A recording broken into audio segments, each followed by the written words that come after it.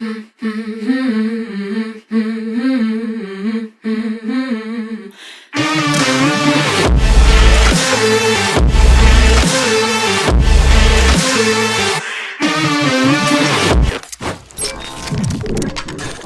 everyone, welcome to Board Game Bonkers. I'm JC. Today we're going to take a look at Grand Austria Hotel. There's a dice placement and action selection game, so let's head down to the table and then give you a very brief overview. I'm not going to cover all the rules, keep that in mind, so don't use this as a kind of an overall rule of all the rules. And then I'll come back up top, let you know my thoughts, what I like, what I don't like, so the positive, negatives, and then give the game a final score out of 10. In Grand Austria Hotel, each player will start with one of these boards. This essentially is your hotel. Each player will then be able to set up 3 different rooms, making sure that it is this side, not that side. Okay, they have to be adjacent, as you can see from here. They are adjacent, and you have to begin from the bottom left. Each player will also receive 6 staff cards. Now, the game does recommend starting with A, B, or C's. These are 3 different lots of 6 cards. Okay, so you start with 6, or you can draft them as a variant. So here are 6 cards that we have taken. They're drafted, but as you can see, the specific decks to help new players.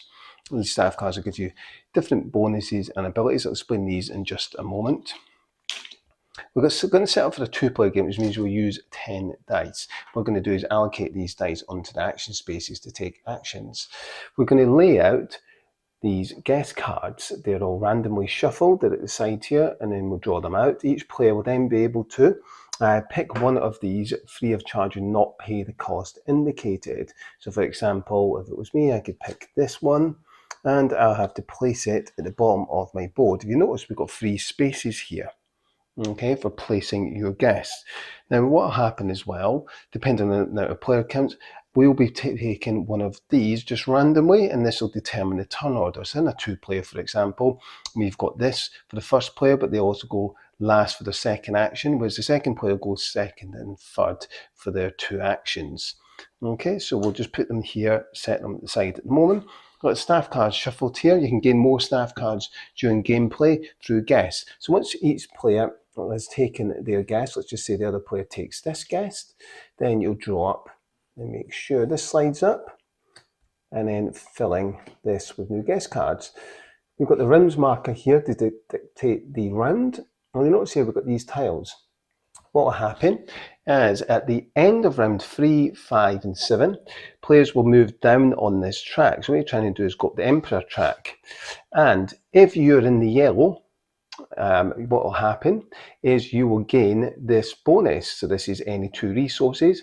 Or if you're in the black and end up here at the end, then you will lose what is indicated. I'm not going to go through all of these, but as you can see, it's fairly straightforward. So for example, this one means that you will gain 2 resources if in your yellow, or you'll lose 4 resources if you're in the black. If you're in the white area here, nothing will happen. You've also got objective cards to set from A, B, and C, so randomly dealt out here, and the objectives all do different things. And what will happen, first player to achieve the objective, once they achieve it, they'll just place their marker here. You have additional markers to place onto the cards to determine who has completed that objective and when. There's no time limit in completing those objectives as long as they're done before the end of the game. Okay, so that's the basis of the setup. We've also got a bin here, and that's for any dice that you will be discarding to re-roll other dice. That's called passing. I'll explain that in just a moment. And also each player will have one of these cards, these additional actions. I'll go through and explain these, how they work a little bit later. So what will happen on a player's turn, they'll look at who is the starting player. So in this case, it's this one. They will roll the 10 die, because we've got 2 players only using 10 dice. We'll roll those dice and we'll allocate them onto the spaces, like so. Now it's important to note that when you're allocating the dice, it doesn't matter on the numbers after they've allocated. What matters is the number of dice that are there determine the strength of the action. So let's go through these actions. Now, this first one is, these are resources. So we have 4 different types of resources. We've got strudel, we've got cake, we've got wine, and we've got coffee. Have you noticed that your guests will require different types of food and drink? And what you're trying to do is you're trying to get your guests into the rooms. And the way to do that is by fulfilling their orders. So if you notice down here, we've got a green card here for this player, and they're going to try and fulfill this order. When they do that, they'll gain any points indicated here, and then there's immediate bonus. But what we need to do is we need to make sure there's a room ready for them to go in. Now, it's important to note that green guests can go in any room. However, any other guest must go into that specific room. So yellow must go into a yellow room, for example. And when you're placing new rooms, you must make sure it's adjacent. So let's have a look at these actions. This gives you strudel, but it must be of the same amount or greater than the amount of cake you take. So for example, I've got one die here, that means I can only take one, which must be a strudel. But if, for example, let's say, that should be here, let's just say these were ones as well, and they were here, and that would be 3 dice, then you'll be able to take 3 resources, but I must make sure I don't have any more cake than strudel. For example, I could take 2 strudel, 1 cake. And if it was 4, I could take 2 of each, for example. In this one, again, you can take wine, but you must make sure it's of greater amount or equal to the amount of coffee you're taking. In this case, we've got 2 dice, which means we could take 2 of the resource. I could, for example, take 1 wine and 1 coffee. This one here lets you prepare a room. So all you do, the number of dice is how many rooms you can prepare. So for example, in this case, I might take a blue room, but I must make sure it's adjacent to rooms already laid out. For example, I couldn't put it here, and I have to put it here. Once I do that, I must pay the indicated cost, which is on the side here. Now I'll bring a little closer look at another player board to see that. So as you can see in this player board, we've got the cost here. This is 0 costs in the ground floor, and we've got the number of points we'll get at the end of the game. So if I'm placing my blue room here, I have to pay the cost of 2. Now, players will start with an amount of 10 krone. So for example, I place that there, I'll have to pay the cost, which is 2, and that is that particular action. When I take an action, you've always got to remove the die, and then you place it on to your little token here. So I'll place that like that to indicate I've taken that action. Then it'd be the next player's turn, in which case this player would take their 2 actions, one after the other. Let's have a look at the other ones. This one allows you to go up the track. You choose either or. So I can go up the track here, 2 spaces, because there's 2 die. So I simply go up 2. Or I can take 2 money and go up 2, for example, either or. This one here allows you to hire one of your staff by paying the indicated cost here. And you'll minus the amount of die that are there to the cost. So for example, if let's say for the argument's sake that these were here, and there was 2 die here, instead of paying a cost of 5, I'll pay a cost of 3, and then I'll be able to place that in front of me. Now I'll explain what all of these staff do in just a moment. This last one allows you to take any of these actions as if these die were allocated in these spaces. So let's just say, for example, we've got 4 die here. I must pay 1 krone, so I'd pay 1 krone, and then I'll be able to carry any of these actions out at a strength of 4. So for example, I could take four resources here, I take it 4 resources here, I could prepare 4 rooms, I can go up the track 4, or I could take 4 krone, or I can hire another one of these staff at a reduction of 4. You must always remember you take a die off once you've taken that action, and that's how that works. Now a player can at any time pass. What that means is you will pass, you will remove a die when it comes back around to you after everyone else has taken their turn. So for example, when you pass, every other player will take both of their actions before it comes back to the player who passed. Then it comes to the player who passed. They will then remove a die and then re-roll all remaining dice that are there, and then reallocate them, and then take out their 2 actions or 1 action, depending on how many they have left. There is no restriction in the number of times you can pass. You can keep passing, for example. Other players can pass as well. That's how that operates. So what we're trying to do is get these cards and then place them down here, fulfill the orders, and then when we fulfill the order, we'll gain the victory points, which will go up the victory point track, and then we'll gain the bonus. So for example, this one allows me to hire one of my staff at a reduction of 1, and also allows me to go up the Emperor track 3 spaces. So let's have a quick look at how this Emperor track works. So when it triggers here, for example, at the end of the rounds, so we will go back the spaces, but first we'll look at the point where we're at, we'll gain the victory points, and then we'll have a look and then we'll go back 3 spaces. For example, 1, 2, 3. If I'm in yellow, I'll gain this bonus, which is any 2 resources of my choice. That's food or drink. Or if I'm in the black, for example, if this player was here, then they will lose 4 resources, including any that are on the guest cards and in the kitchen. So what you're doing when you're taking goods, an important note is from here, already taking goods by benefiting it from here, the Emperor track, you can place them immediately on cards. So for example, if I could take any 2 goods, and let's just say it was these items, I could place the coffee here and the strudel here, and then on my turn, in the next round, I could then complete that card and then gain any victory points and the bonus. It's also important when you get resources here, you can place them immediately on the cards as well. If not, you place them in the kitchen. Now, to place items from your kitchen on to guest cards, let's just say this was here, then I would have to pay 1 krone in order to move up to 3 onto cards. So for example, I can move these here. So I can move that there. I can't move anyone here because I haven't got any space for the cake. And I could do that as an action. Now that's a free action which is indicated here. So let's go through these and let's have a look before we go into the objectives.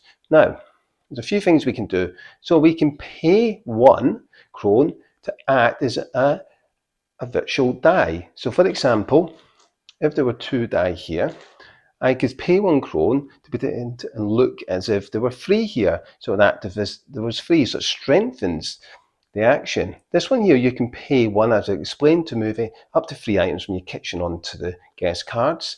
Here, you complete an objective. So let's have a look at objectives. So for example, this one here, when you have 20 krone, so for example, if I go up to 20, then I'll complete the objective. And all I do is place my spare disc, which I haven't got here, just use as an example, and mark it there to show that in the first one it's completed this. This one here, for example, you get any 2 columns. It doesn't matter whether the rooms are completed or not. You've got 2 columns with rooms. Then you'll be able to mark that off. This one is any 4 blue rooms that you have filled. For example, when it's filled, you must flick it over. I'll explain that in a second. Or 3. So when you're filling rooms, you fulfill the guest, for example. In this example, where I've met this person's objective by completing and fulfilling the hunger and thirst, I will gain any victory points. I'll gain this, which is hire an crew for 3 less. Then I will be able to flip over one of the rooms. Because it's green, it can be any room. So for example, it can be this one, which shows that it's occupied. That's going to earn me points at the end of the game, as denoted by the side here. Now, let's have a look at a few other things that you can do. So you'll notice here that you can use a staff card if it's got this. So what do all the staff cards do? Well, this one icon here indicates that it's an ongoing benefit. So for example, it won't cost you to be able to place a room there. For example, you're placing a blue room, it won't cost you anything. This one here is end game scoring, so it'll trigger the bonus and the amount end game scoring. For example, if you've got any, for every single staff card you have paid for and they're allocated, then you'll be able to earn 2 points. End game scoring as well. And we've got a few here. Let's see if we've got any other ones. This one here allows you each turn to complete this, which gives you 1 cake, for example. So when you activate it, you just rotate it around slightly to show it's been allocated and used. There's a few other ones. Let's have a look. So we have this one. This is a one-time use. So as soon as you pay the cost to hire the staff, you'll gain the benefits there. So that's how that functions. So just to recap, the objective is to try and fulfill these rooms. So you're trying to complete these orders, gain the bonus, any 50 points are indicated on the card, and then you're trying to fulfill the rooms that occupy them. Any occupied rooms at the end of the game will earn you 50 points denoted on the left here, as well as points from objective cards, points you've earned from any staff that may have given you points, and end game objectives, and final scoring on the Emperor track, which you'll earn scoring at the ends of round 3, 5 and 7. As well as earning end game scoring from completed rooms. If you also notice at the top of your board here, this will give you additional points money, which is krone, or advancing on the emperor track. So what you'll be doing is looking at grouped completed rooms, and you'll be able to cash that in. For example, I've got 2 grouped rooms here, yellow. I'll be able to look at this and go up the emperor track 3 spaces. This one will give you money, so any groups of the red rooms, although it looks a bit like orange, that will then give you krone. This one here will give you points, which you want to try and do at the end of the game. For example, I only have 1 completed room here, so therefore I'll only earn 2 victory points, and that'll be added onto your total. So there we have it, Grand Austria Hotel. So let's start off, first of all, with my positives. Now, of course, I didn't cover all the rules. Now, if you're someone who likes tight games, I think you'll enjoy this game because every decision matters. You have to work with the dice that are rolled. So your strategy will change from round to round because obviously you don't know the allocation of dice, but of course you can skip and miss, and which means you're passing. So therefore to re-roll the dice when it comes back around to you. So I like that tightness, but you've got that some flexibility. If you don't like the tightness and you're restricted by obviously where the dice are allocated, you can re-roll them by passing. So I really like that. I think that's a big positive in the game.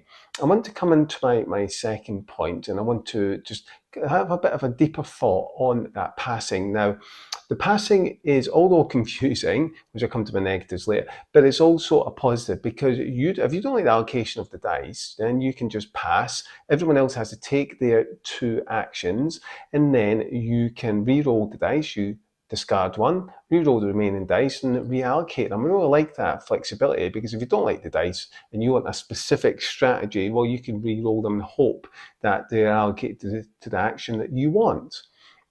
So I really like that. We're coming now on to my third point that I can see, which others also enjoying this, is that it's a bit of, it's got a puzzly themed thinking mechanism to it, but it's not overly puzzly. Okay, it's got that balance. So what you're trying to do is you're trying to prepare the rooms. So you need the rooms prepared, and you need to fulfill guest orders. So I like that intricate kind of puzzle where I need to get guests. I can only have 3 spaces unrestricted, but I must make sure I fulfill their orders. Now, what I didn't mention, at the end of the game, you get penalised -5 points for any guests you have remaining in your restaurant that aren't allocated to the room. So I like that puzzliness that isn't overly puzzly, because I'm not a fan of puzzly games, but this one does it in an elegant, smooth way.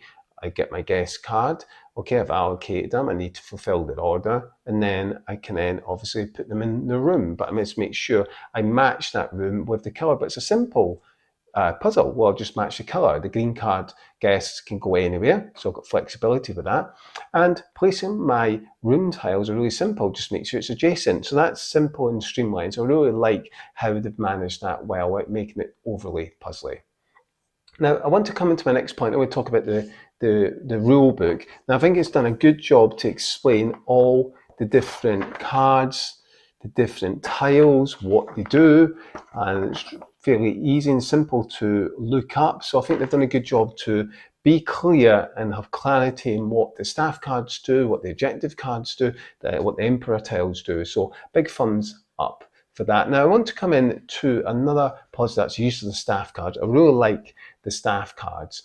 They're quite powerful. Some are perhaps a little bit more powerful than others, but you can get a bit of an engine going if you build those staff cards real early. And as I alluded to in my first point, this is a tight game. So you have to, every action counts. So when do you hire your staff to be able to use that action? So you want to try and get that engine going to help. And a lot of those staff cards will help mitigate the luck with the die is. So for example, some will give you an extra virtual die that you use in certain spaces.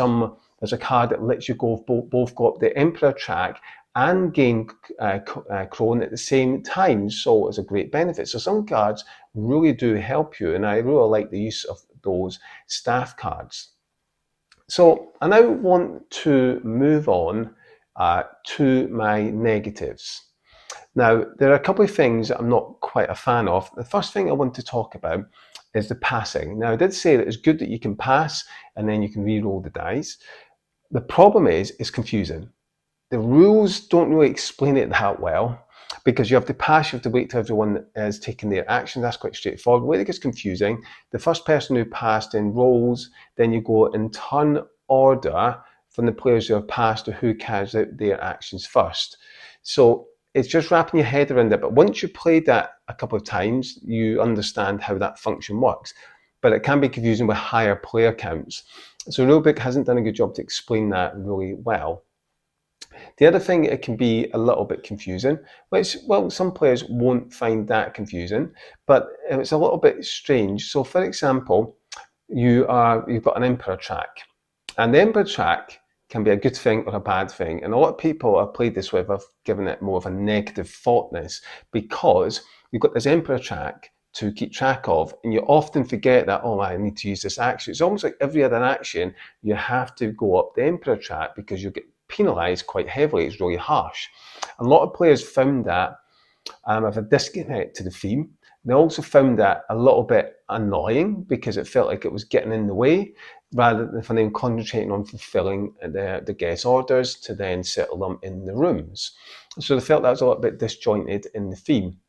I want to come into my third point of disjointedness with the theme, and that is the fact that you've got your guest cards, you get your guest cards, and what I didn't explain is, at the start of your turn, you can choose to take a guest card and pay the indicated cost of any before you take out your actions. Now, when you've got your guests, you think you'd put them straight in the room, but instead you've got to place them in a restaurant to feed them before you can place them into the room. It seems a bit backwards, and it seems a bit of a disconnect to the theme in some way. Surely you'd be feeding your guests after they've settled in, not before they settle in. So that's a little bit strange and a disconnect to the theme. It just doesn't make sense. I understand mechanically they've had to do it that way, but it just doesn't make much sense.